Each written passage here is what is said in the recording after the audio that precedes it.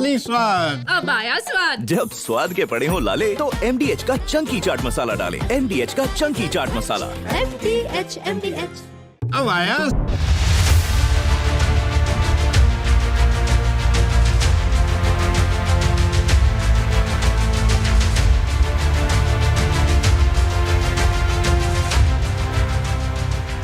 नमस्कार, बहुत स्वागत है आपका। आपके साथ मैं हूं मृदुल शर्मा और आप देख रहे हैं राष्ट्र सर्वोपरि। आज आपसे एक बहुत बड़ी बात कहने वाला हूं। इस देश में एक बहुत बड़ा खेल चल रहा है, बहुत बड़ा खेल चल रहा है। आप अपनी आंखें बंद कर सकते हैं, लेकिन मैं अपनी आंखें बंद नहीं करूंगा, क्योंकि सवाल आपका है, मेरा है, हमारी आने वाली पीढ़ी का है। आप और हम सोचिए जरा, इन्हें क्या देकर जाएंगे? कभी सोचा है आपने? कभी आपने यह सोचा है कि भारत की समृद्ध संस्कृति, जिसे हमारे पूर्वजों ने संजोया है, उनसे हमने आखिर सीखा क्या है? लेकिन क्या आज आप अपने बच्चों को वही संस्कृति दे पा रहे हैं?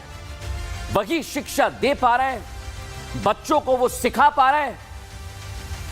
अगर आप सिखा रहे हैं तो बहुत अच्छी बात है, और अगर नहीं सिखा पा रहे हैं तो अब वक्त आ गया है जागने का। कहीं मत जाइए आप, बहुत बड़ी बात कहने वाला हूं अगले कुछ मिनटों में मैं, क्योंकि उन्हें भविष्य निर्माता बनाना है तो आपको अपने स्वयं के परिवार के बारे में बताना होगा, स्वयं के धर्म के बारे में, शिक्षा के बारे में बताना होगा, धर्म के रास्ते पर चलना सिखाना होगा। यह आपकी जिम्मेदारी है, क्योंकि बहुत बड़ा खेल चल रहा है। क्योंकि अगर आप यह सब नहीं करेंगे तो आपके बच्चों का स्कूल कॉलेज में ही ब्रेन वॉश किया जाएगा, और ब्रेन वॉश करने वाला एक बहुत बड़ा गिरोह काम कर रहा है। मैं आपको बताऊंगा इसके बारे में आगे। इस गिरोह के लोग देश से गद्दारी कर रहे हैं, जो आपसे आपकी सांस्कृतिक विरासत को छीनना चाहते हैं, लेकिन मैं ऐसा होने नहीं दूंगा। वो धर्मांतरण का ऐसा खेल चला रहे हैं जो लोगों को अपने जाल में फंसाता है, परिवार से दूर कर देता है, फिर धर्म से मजहबी रास्ते पर ले जाता है। आप समझिए, वहीं से आपको राष्ट्र विरोधी गतिविधि में लाया जाएगा और आपको पता भी नहीं लगेगा। आप उनके चंगुल में फंस जाएंगे। लेकिन यहां बात आपका है, आपके बच्चों का है, उनके भविष्य का है। वो आपको सिर्फ इस्तेमाल करना चाहते हैं। आप समझिए मेरी बात। वो चाहते हैं कि आप अपनी जड़ों को, अपने धर्म को, अपनी शिक्षा को भूल जाएं और देश के विरुद्ध खड़े हो जाएं। ऐसा करेंगे आप लोग? नहीं करेंगे। और अगर कुछ लोग उस रास्ते पर चल रहे हैं तो मैं राष्ट्र सर्वोपरि के जरिए उन्हें वापस रास्ते पर लाऊंगा, क्योंकि मैं ऐसा होने नहीं दूंगा कि वो देश के खिलाफ खड़े हो जाएं। आपको मेरे साथ आना होगा। अपने बच्चों के लिए आपको आज मेरे साथ एक प्रण लेना होगा। आप उनको वो सब सिखाएंगे जो उन्हें कोई और नहीं सिखा सकता है। सिर्फ आप सिखा सकते, कोई स्कूल कॉलेज नहीं। आपको उन्हें वो शिक्षा देना है जिससे आने वाली सदी में वो इस देश के निर्माण में अपना योगदान दे सके। खास तौर पर जो बुजुर्ग मुझे सुन रहे हैं, जो अभी हैं, उनसे मेरा एक अनुरोध है, विनम्र निवेदन है कि आप लोगों को आगे आना होगा। आपने जो देखा है, आपने जो संस्कृति को जाना है, पहचाना है, उस पर आप वीडियो बनाइए, लेख लिखिए, अपने बच्चों तक पहुंचाइए, क्योंकि आप ही वो स्कूल हैं जो ये सब सिखा सकते हैं। लेकिन मैं आपको एक बात बताने वाला हूं। इस पीढ़ी पर एक बहुत बड़ी जिम्मेदारी है, लेकिन ब्रेन वॉश किया जा रहा है। आज एक छोटा सा प्रयास राष्ट्र सर्वोपरि में राष्ट्र को समृद्ध बनाने के लिए आपके सामने रख रहा हूं, क्योंकि गद्दार अब सामने आ चुके हैं। ये गद्दार नाम बाबा लिखते हैं, लेकिन अंदर इनका नाम जमालुद्दीन होता है। देखिए जरा।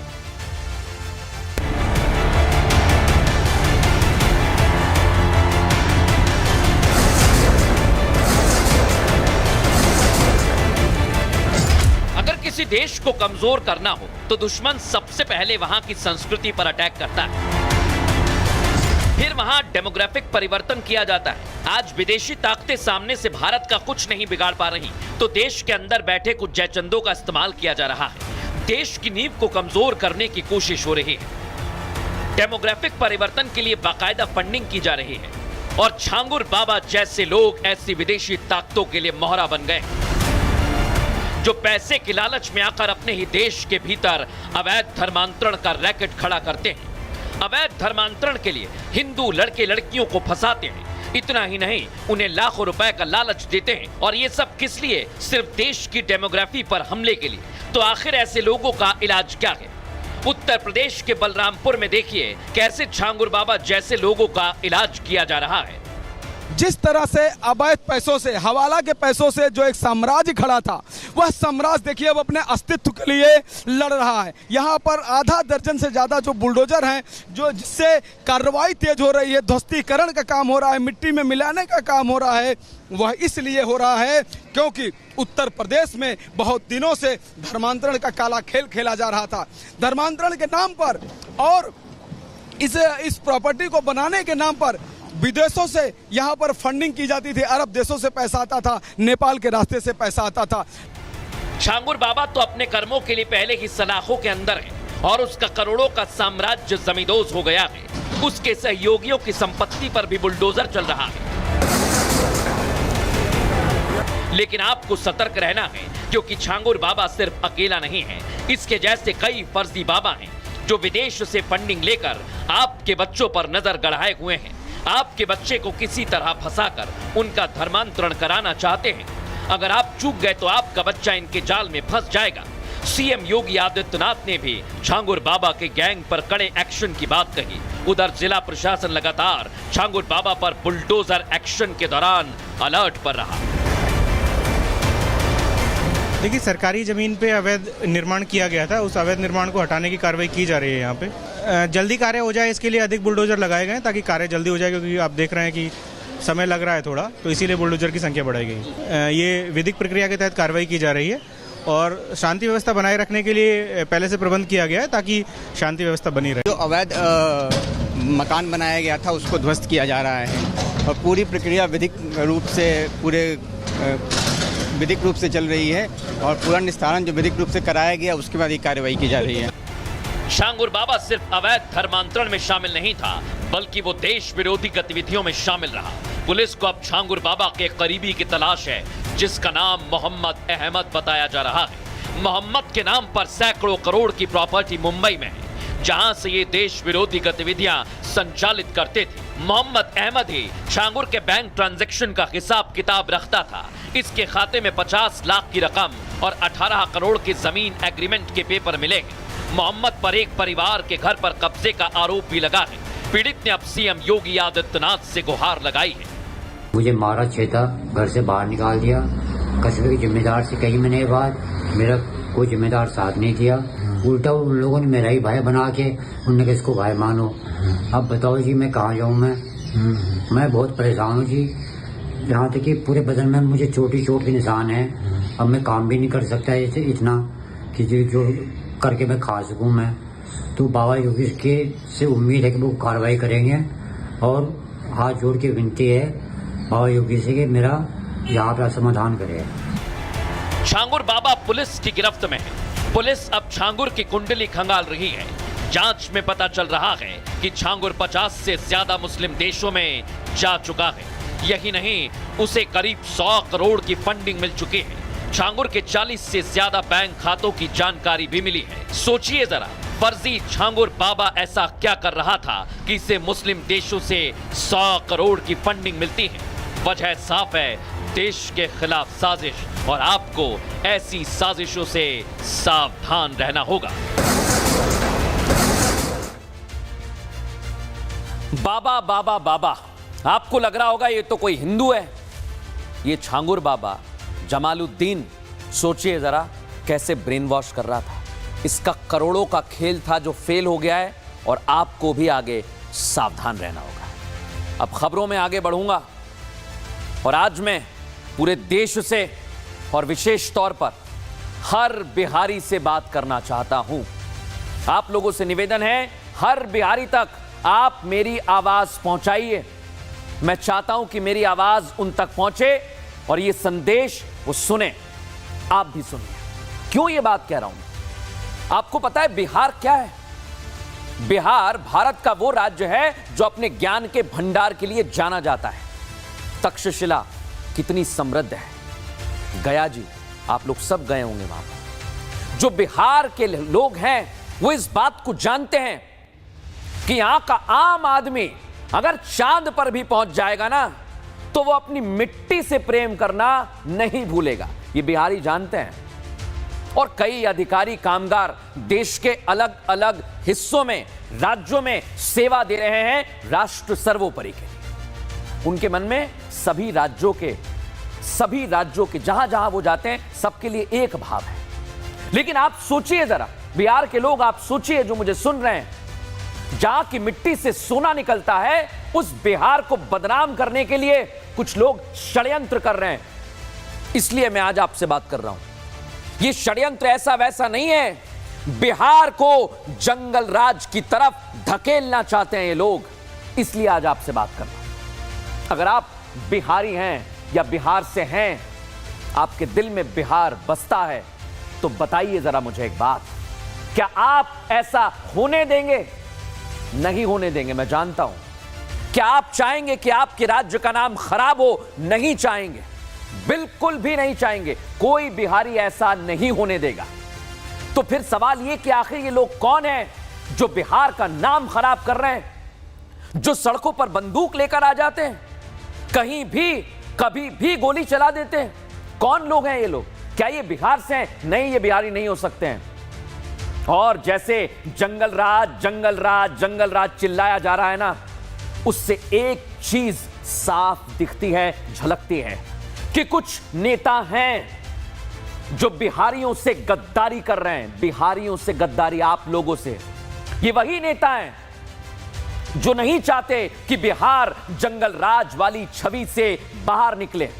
कई सालों में कोशिश की है, बिहारियों ने बहुत मेहनत की है, उस पर मैं पानी नहीं फेरने दूंगा। इसलिए कह रहा हूं, ये वही नेता हैं जो बिहार में विकास को नहीं होने देना चाहते हैं। ये साजिश कर रहे हैं आप लोगों के साथ, बिहार के साथ। ऐसा मैं होने नहीं दूंगा।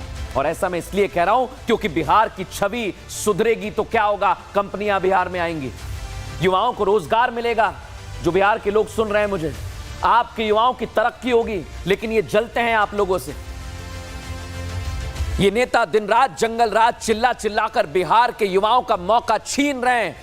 ये चाहते हैं कि आप जाएं नहीं, आपको बिहार में रहना होगा, क्योंकि सवाल इनके वोट बैंक का है। इन नेताओं को लगता है कि बिहार में तरक्की होगी, बिहार के युवा आगे बढ़ेंगे तो इनका वोट बैंक खिसक जाएगा। इसलिए ये उसी तरह की छवि फिर से लाना चाहते हैं। वोट बैंक बचाने के लिए साजिश कर रहे हैं आप लोगों के साथ। इस संदेश को पहुंचाइए, क्योंकि बिहार की छवि दांव पर लगाई गई है। और मैं हर बिहारी से कहूंगा कि आप लोगों को इन नेताओं के सामने खड़ा होना होगा, क्योंकि आप ये हैं जो रोक सकते हैं इन्हें। क्योंकि जब बिहार आगे बढ़ेगा तभी राष्ट्र आगे बढ़ेगा, तभी देश की तरक्की होगी, बिहार की तरक्की होगी और हमारा राष्ट्र सर्वोपरि होगा। लेकिन कैसे ये साजिश कर रहे हैं, इसको देखिए जरा।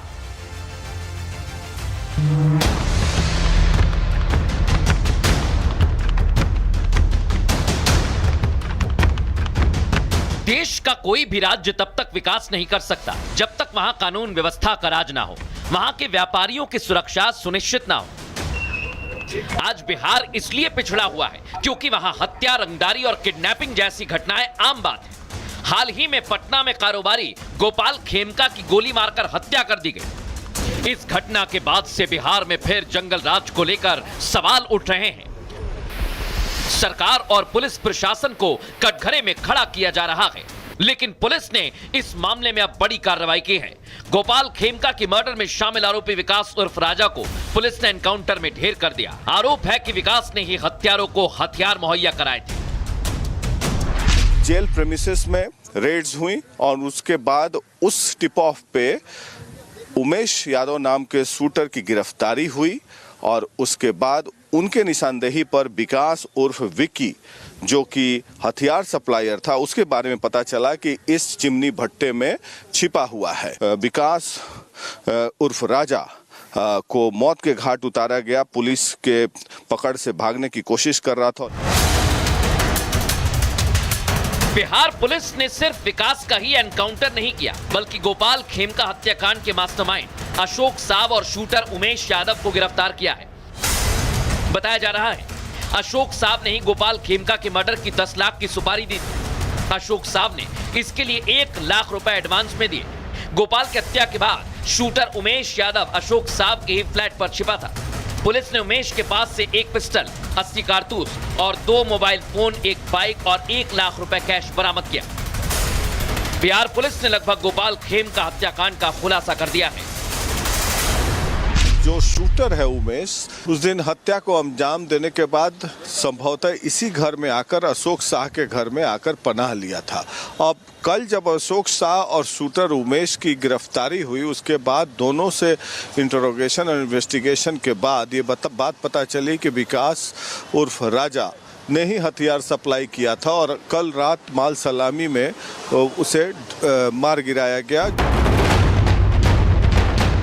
खुलासा जरूर हुआ है, लेकिन बिहार की कानून व्यवस्था पर लंबे समय तक जंगल राज का दाग लगा रहा। इस दाग को धोने में नीतीश सरकार को 20 साल लग गए, तब जाकर कहीं बिहार में सुशासन के दावे हुए। लेकिन विधानसभा चुनाव से ठीक पहले जिस तरह हत्याएं हो रही हैं, उससे बिहार की कानून व्यवस्था एक बार फिर से कटघरे में खड़ी हो गई है, क्योंकि यहाँ सवाल आप लोगों की सुरक्षा का है। यही वजह है गोपाल खेमका हत्याकांड पर सीएम नीतीश कुमार नजर बना रहे हैं, जांच रिपोर्ट की पल पल अपडेट ले रहे हैं। विपक्ष इस घटना पर सवाल जरूर उठा रहा है, लेकिन नीतीश सरकार का फोकस हत्यारों को पकड़ने पर है। तो लोग इसमें सवाल खड़े करने वाले लोग हैं, उनसे जनता जरूर पूछेगी कि उनकी भूमिका जिम्मेदार विपक्ष की अगर है तो निसंदेह ऐसी घटनाओं में पुलिस को इनपुट्स के जरिए वो सहयोग कर सकते हैं। केवल आरोप प्रत्यारोप करने से बिहार की राजनीति में कोई जगह नहीं बनने जा रही है। नीतीश कुमार जी लगातार हर घटना की मॉनिटरिंग कर रहे हैं और जिस मामले में उमेश यादव की भी गिरफ्तारी हुई है, उस घटना को भी सीधे तौर पर बिहार के मुख्यमंत्री नीतीश कुमार जी ही मॉनिटर कर रहे हैं। बिहार में नीतीश कुमार को बदनाम करने के लिए एक षड्यंत्र रचा जा रहा है कि आतंक फैलाओ, अपराध करो, जिसका पर्दाफाश भी अब होने वाला है। सुशासन बाबू के राज में हो रही हत्याएं सवाल तो खड़े करती हैं। बिहार में अपराधियों को राजनीतिक संरक्षण बढ़ते अपराध की एक बड़ी वजह माना जा रहा है। यहाँ के राजनेता अपने सियासी फायदे के लिए अपराधियों को संरक्षण भी देते हैं। इसलिए नेताओं से भी सवाल पूछा जा रहा है कि आखिर अपराधियों का साथ क्यों दिया जाता है। इनके जरिए विरोधियों को निशाना भी बनाया जाता है, कारोबारियों से रंगदारी भी वसूली जाती है। लेकिन इन नेताओं को अब समझना होगा कि अपराध को संरक्षण अगर दिया जाएगा तो इससे न राज्य का विकास होगा और न देश का। और इसलिए मैं आपको आगाह करता हूं, हर एक मुद्दे के लिए मैं सीधे आपसे बात करता हूं, क्योंकि उसमें राष्ट्रहित होता है। और दर्शकों, ये बिहार की तस्वीर आपने देखी, अब आपको लेकर चलता हूं महाराष्ट्र। आप कहेंगे महाराष्ट्र की खबरें तो बहुत दिन से हम देख ही रहे हैं। महाराष्ट्र में चल क्या रहा है आपको पता है? महाराष्ट्र में देश को बांटने वाला कुछ लोग काम कर रहे हैं और आप उस पर ध्यान नहीं दे रहे हैं। मैं कह रहा हूं आपसे, आप उस खबर को सिर्फ देख रहे हैं कि हिंदी वर्सेस मराठी चल रहा है। नहीं, ये आपको बांट रहे हैं, ये देश को कमजोर कर रहे हैं। और मुझे लगता है कि कई लोग हैं जिन्हें फर्क नहीं पड़ रहा है। आप सोचिए, और अगर आपको फर्क नहीं पड़ रहा है तो मुझे कुछ देर के लिए सुनिए, आपको फर्क पड़ेगा। क्योंकि अगर आप गौर से देखेंगे, समझेंगे, तब आपको समझ में आएगा कि हो क्या रहा है। ये साजिश तो सिर्फ हिंदुओं को बांटने के लिए रची जा रही है। और आपके बच्चों के लिए आगे बहुत महत्वपूर्ण बात कहने वाला हूं, क्योंकि हम लोग अभी तक समझ नहीं पा रहे हैं कि आखिर ये लोग कौन हैं, क्या करने वाले हैं। क्योंकि भाषा के नाम पर जो माहौल बनाया जा रहा है ना, इसका असर आपको आज सड़कों पर देखने को मिल रहा है। भाषा के नाम पर मारपीट हो रही है, ये कल आपके मोहल्ले में आ जाएंगे। ये आपके बीच में जहर घोल रहे हैं, जिसका नतीजा आने वाले समय में पता है क्या होगा?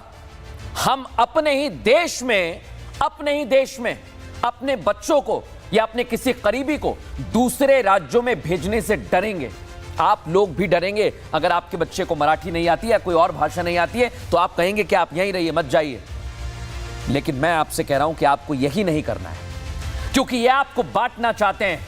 हिंदुओं को बांटने वाला गैंग फिर से आ गया है। साजिश तो इस गैंग ने बहुत पहले रची थी, लेकिन कुछ बिगाड़ नहीं पाए ये लोग।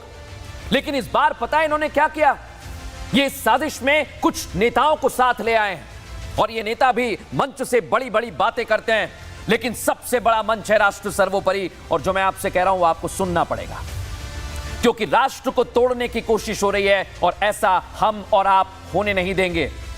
हम अपने देश की संस्कृति से खिलवाड़ नहीं होने देंगे, क्योंकि ये वही देश है जिसकी पहचान इसकी संस्कृति है, इसकी सभ्यता है।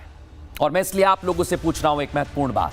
जिस देश में हर किलोमीटर पर खान पान, भाषा, रहने का तरीका सब बदल जाता है, वहां पर किसी को कोई दिक्कत नहीं है। लेकिन एक जगह ऐसी है, एक जगह ऐसी है जहां पर दिक्कत हो रही है, बवाल हो रहा है। तो ये बवाल क्यों हो रहा है, मैं आपको बताता हूं। ये ऐसा ही डर आपके जहन में बसाना चाहते हैं कि आप अपने बच्चों को कहीं ना भेजें और वो एक शेल में रहें। इसका मतलब ये कि वो आप एक राज्य, एक शहर तक सीमित करना चाहते हैं। लेकिन अब हिंदू बांटो मिशन में ये लोग जो जुटे हुए हैं, इन्हें एक्सपोज करने का वक्त आ गया है, क्योंकि वोट बैंक को मजबूत करने के चक्कर में ये आप लोगों को बांट रहे हैं। और इसलिए मैं आज सीधे उन नेताओं से पूछ रहा हूं कि भाषा के नाम पर लड़वाने वाले आप हैं कौन? क्या आप देश का भविष्य चाहते हैं? नहीं, आप उसके साथ खिलवाड़ कर रहे हैं। इसलिए राष्ट्र सर्वोपरि में आप लोग इन नेताओं को पहचानिए, क्योंकि इन्हें जब ये आपके पास आएंगे तो माफ नहीं करना है, क्योंकि ये आपके बच्चों में, आने वाली पीढ़ी में जहर घोल रहे हैं।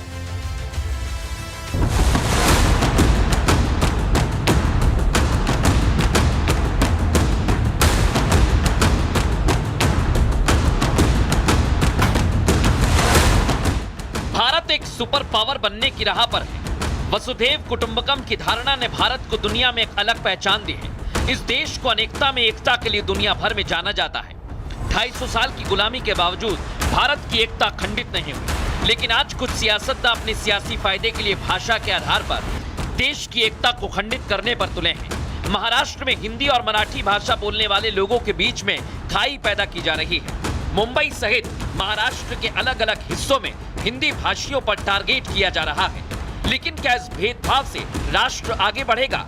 राष्ट्र सर्वोपरि की भावना विकसित होगी?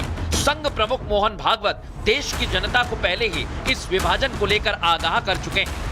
पंथ, जाति, प्रांत, भाषा आदि के आधार पर एक एक मनुष्य को बांट बांट कर देखना, जो अलग दिखते हैं वो एक हो ही नहीं सकते, ऐसा मानकर चलना, ये भारत नहीं है। भारत मानता है एक होने के लिए एक सा होने की जरूरत नहीं, एक होना तो मन की बात है। भेदों को भड़काकर, स्वार्थ की लालच देकर कई प्रकार की गतिविधियां चलाई जाती है।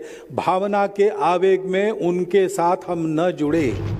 संघ प्रमुख की चेतावनी के बावजूद महाराष्ट्र में हिंदी और मराठी समाज के बीच भाषा की जंग छिड़ गई है। भाषा विवाद को लेकर मुंबई में हिंदी भाषियों ने एक रैली निकाली तो एमएनएस के कार्यकर्ता भी मीरा रोड पर शक्ति प्रदर्शन के लिए इकट्ठा हो गए। इस तस्वीर को देखिए, कैसे एमएनएस के कार्यकर्ता मुंबई के मीरा रोड पर इकट्ठा हुए हैं।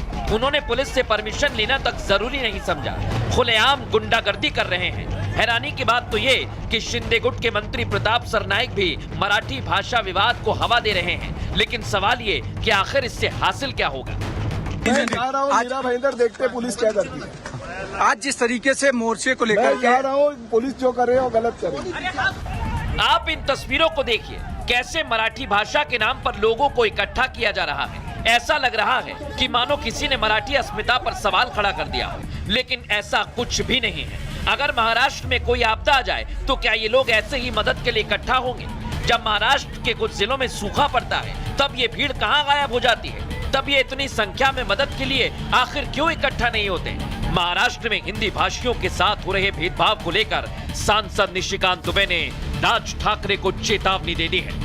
आप जो इस तरह की घटिया हरकत कर रहे हो, और मैंने हमेशा कहा है कि जब अपने घर में हो, महाराष्ट्र में हो, यदि बहुत बड़े बॉस हो तो चलो बिहार, चलो उत्तर प्रदेश, चलो तमिलनाडु, तुमको पटक पटक के मारेंगे। ये एनार्की जो है नहीं चलेगी। आज जो वोट बैंक की पॉलिटिक्स, बीएमसी का चुनाव होने वाला है और ये उद्धव ठाकरे और राज ठाकरे जो कर रहा है, इससे घटिया कोई काम नहीं हो सकता है और हम इसका प्रतिकार करते हैं। मैं महाराष्ट्र के मिजाज को जानता हूँ।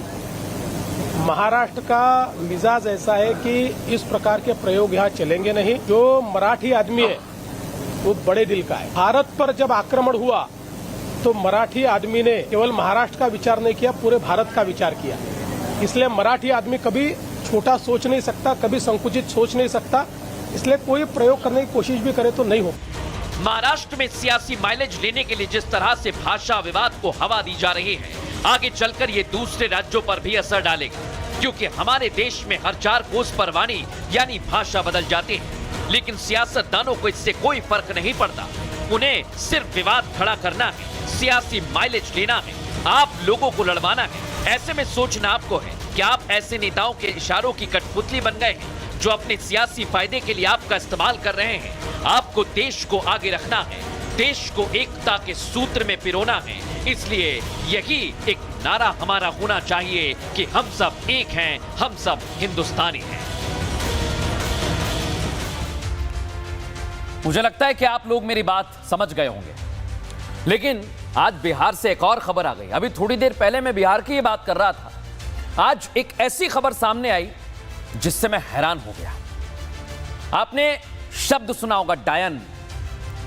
कई मर्तबा इसे यूज किया जाता है, कई बार यूज किया जाता है, इस्तेमाल में लिया जाता है, अलग अलग जगह पर आपने सुना होगा इसे। लेकिन पता है इसके पीछे क्या छिपा हुआ है? अंधविश्वास, इसका मायाजाल। और आपको पता है यही अंधविश्वास लोगों के अंदर घर कर गया है, इतना अंदर तक घुस गया है कि उनकी शिक्षा भी उसके लिए कुछ कर नहीं पा रही है, क्योंकि वो चाहते ही नहीं है उससे बाहर आना, उस मायाजाल में उलझ गए हैं। वो विकास से बहुत दूर हैं, लोगों को भ्रम में रखना चाह रहे हैं।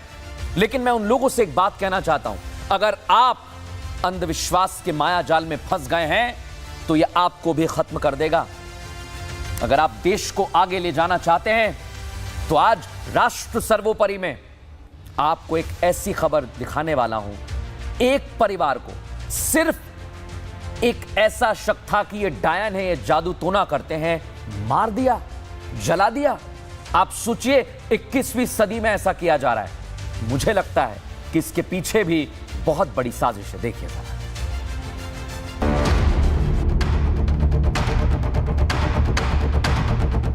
भारत एक ऐसा देश है जहां की संस्कृति बहुत ही समृद्ध है। इसी संस्कृति के दम पर भारत तेजी से विकास कर रहा है। भारत ने चांद पर अपना झंडा गाड़ दिया है। यहाँ के युवा के हाथ में मोबाइल है, ज्यादातर घरों में कंप्यूटर, लैपटॉप है। यहाँ तक कि भारत के लगभग सभी गांव इंटरनेट से भी जुड़ गए हैं। लेकिन बिहार के पूर्णिया में एक ऐसा गांव है जहां अंधविश्वास के चक्कर में 5 लोगों की हत्या कर दी गई। टिटगांव के लोगों ने इस परिवार को डायन कहकर मौत के घाट उतार दिया। यहाँ तक कि इस परिवार पर पेट्रोल डालकर आग लगा दी गई। जरा सोचिए कि आखिर हम किस दौर में आ गए हैं। क्या आज इस दौर में डायन जैसा अंधविश्वास मान्यता के लायक भी है? सोचिए जरा इस गांव वालों की मानसिकता कैसी होगी जो सदियों पुराने अंधविश्वास के आधार पर आज खूनी खेल खेल रहे हैं। गांव के कुछ लोगों ने मिलकर एक परिवार की पहले जमकर पिटाई की और 5 लोगों को जिंदा जला दिया और आखिर में सभी के शवों को ले जाकर दफन कर दिया। ये जो आप देख रहे हैं पानी का एक बर्मा है, ये भी पूरी तरह टूट चुका है। तो इन तस्वीरों को देखकर अंदाजा लगाया जा सकता है कि किस तरीके से रविवार की रात इस जगह पे खूनी खेल हुआ। इतना ही नहीं, उसको 5 लोगों को जमकर पिटाई की गई। पीटने के बाद यहाँ से, जहाँ से हम गुजर रहे हैं, यहाँ से उनको घसीटते हुए बाहर लेकर जाते हैं। लोगों के सर पे इस कदर भूत सवार था कि गुस्से में आते हैं और आखिर में उनको जिंदा जला दिया जाता है। आधुनिक भारत में यह तस्वीर किसी को भी झकझोर कर रख देगी। जिसने भी इस जघन्य घटना के बारे में सुना उसके होश उड़ गए।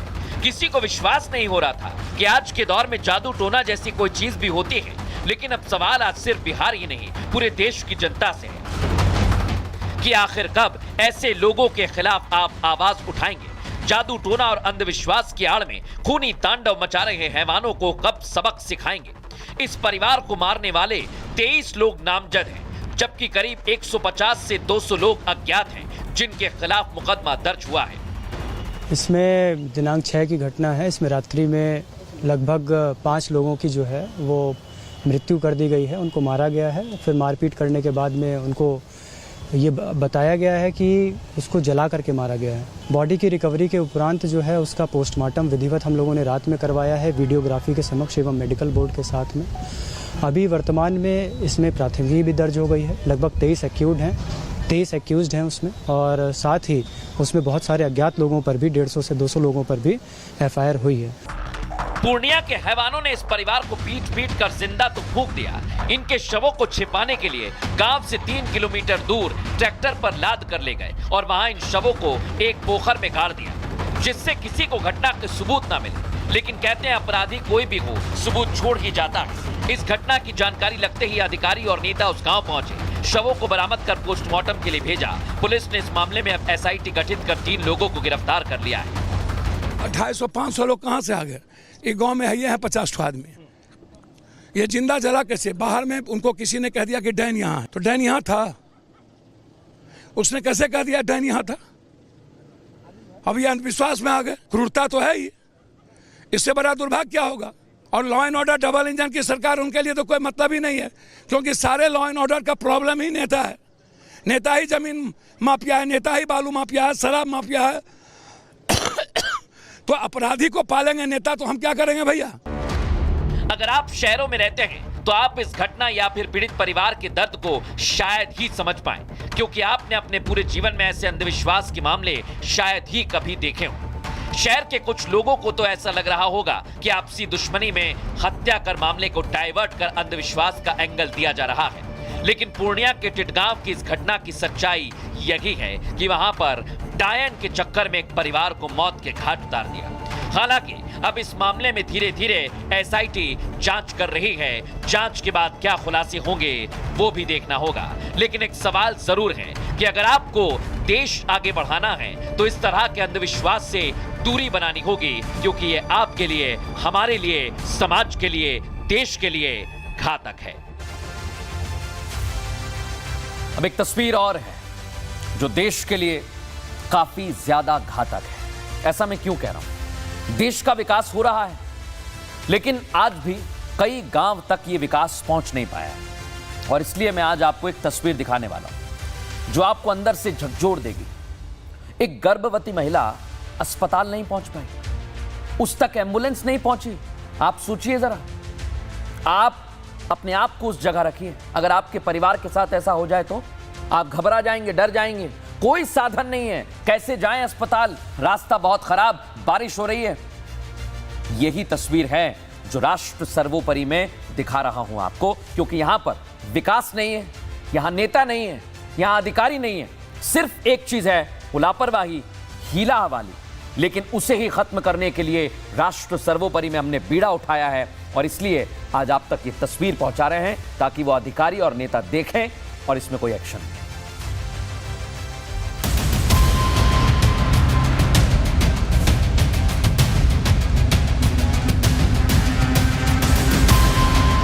भारत दुनिया की चौथी सबसे बड़ी इकॉनमी बन चुका है। एक तरफ मुंबई, दिल्ली जैसे शहर जहां ऊंची ऊंची इमारतें हैं, छोटी से बड़ी हर सुविधाएं हैं, तो वहीं देश के कई ऐसे गांव हैं जहां आज भी बुनियादी सुविधाएं नहीं पहुंच पा रही। यहां के लोग आज तक सड़क, बिजली, पानी के लिए तरस रहे हैं। सुनने में आपको जरूर ये अजीब लग सकता है, लेकिन यह हमारे देश का एक कड़वा सच है। आज हम आपको ओडिशा के मलकानगिरी जिले की एक तस्वीर दिखाने जा रहे हैं, जहां बोंडा घाटी इलाके में एक प्रेग्नेंट महिला को अस्पताल ले जाने के लिए ग्रामीण करीब 10 किलोमीटर पैदल चलकर लेकर पहुंचे। जरा सोचिए, गर्भवती महिला की प्रसव पीड़ा के बावजूद उसे 10 किलोमीटर तक पैदल चलना पड़े। अगर रास्ते में कोई अनहोनी हो जाती तो आखिर इसका जिम्मेदार कौन होता? इस तस्वीर को देखिए, कैसे ग्रामीण महिला को देसी जुगाड़ से उठाकर पैदल लेकर जा रहे हैं। इस दौरान कच्चे और फिसलने वाले रास्ते तो मिले ही, इन्हें पहाड़ी की चढ़ाई वाले रास्ते पर भी गुजरना पड़ा। जरा सोचिए क्या बीत रही होगी उस परिवार पर जो अपना वंश आगे बढ़ाने के लिए इस कठिन रास्ते पर निकल पड़ा था। हम समझते हैं कि आपको इस खबर से कोई फर्क नहीं पड़ेगा। सोचिए जरा, अगर ऐसी तस्वीर आ रही है तो ये सवाल खड़े करती है। इसलिए हमें और आपको जागना होगा। कल फिर आपसे मुलाकात होगी राष्ट्र सर्वोपरि में। एक छोटा सा ब्रेक ले रहे हैं। जल्द हाजिर होंगे।